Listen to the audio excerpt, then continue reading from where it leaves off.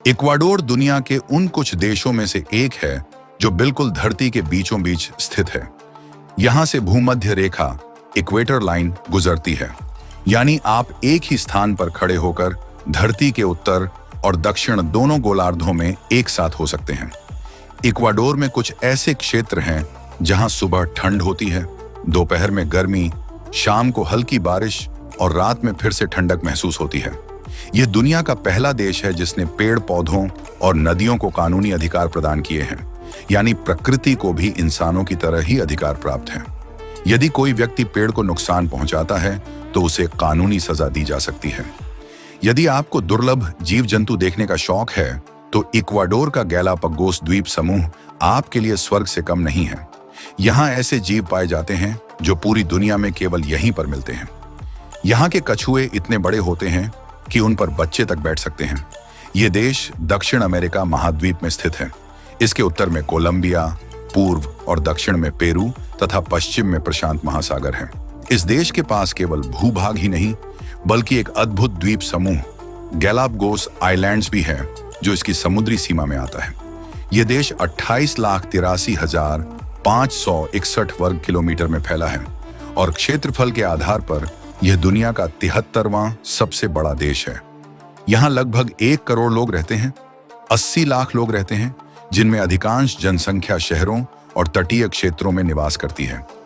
यहाँ के लोग बहुत मिलनसार और खुशमिजाज होते हैं। आप किसी भी गली में चले जाइए, वहाँ लोग मुस्कुराते हुए मिलेंगे। यहाँ का प्रमुख धर्म ईसाई है, जिसे 90% से अधिक लोग मानते हैं।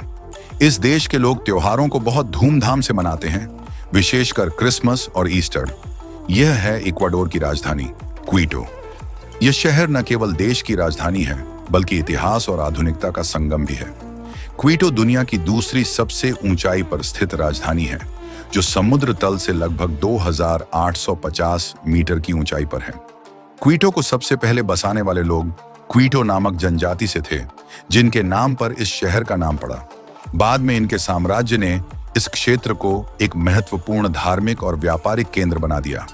फिर वर्ष 1534 में स्पेनिश लोगों ने क्विटो पर अधिकार कर लिया। आज भी इस शहर की गलियों में चलते हुए आपको पुराने चर्च, पत्थर की सड़कें और सुंदर ऐतिहासिक इमारतें दिखाई देंगी। इसके ऐतिहासिक महत्व को देखते हुए यूनेस्को ने इसे वर्ल्ड हेरिटेज साइट्स में शामिल किया है। इक्वाडोर आज भी एक विकासशील देश है, यानी यह न तो पूरी तरह अमीर है और न ही पूरी तरह गरीब, लेकिन इसमें निरंतर सुधार हो रहा है। यहाँ की अर्थव्यवस्था कई स्तंभों पर आधारित है, जैसे तेल का निर्यात, कृषि, समुद्री उत्पाद और सबसे अहम पर्यटन। यहाँ केले की खेती बड़े पैमाने पर की जाती है और आपको यह जानकर आश्चर्य होगा कि इक्वाडोर पूरी दुनिया में सबसे अधिक केले निर्यात करता है। इसके अलावा यह देश फूल, झींगा, मछली और चॉकलेट का भी निर्यात करता है। तेल के निर्यात से देश को अच्छी आमदनी होती है और जब अंतर्राष्ट्रीय बाजार में तेल की कीमतें बढ़ती हैं तो इक्वाडोर की सरकार को काफी राहत मिलती है। लेकिन जब तेल की कीमतें गिरती हैं तो यहाँ की आर्थिक स्थिति भी कमजोर हो जाती है। यहाँ के लोग आधुनिक तरीके से जीना पसंद करते हैं। खास तौर पर युवा अब मोबाइल, इंटरनेट और सोशल मीडिया का खूब इस्तेमाल करते हैं। लेकिन अगर आप गांव की तरफ चले जाएंगे तो वहां आज भी चीजें धीमी हैं। कुछ गांवों में पानी और बिजली की समस्या है और शिक्षा या स्वास्थ्य सेवाएं भी शहरों जितनी अच्छी नहीं है। यहाँ के लोग काफी मेहनती होते हैं, चाहे खेतों में काम करना हो, मछली पकड़ना हो या छोटे छोटे बिजनेस चलाना हो।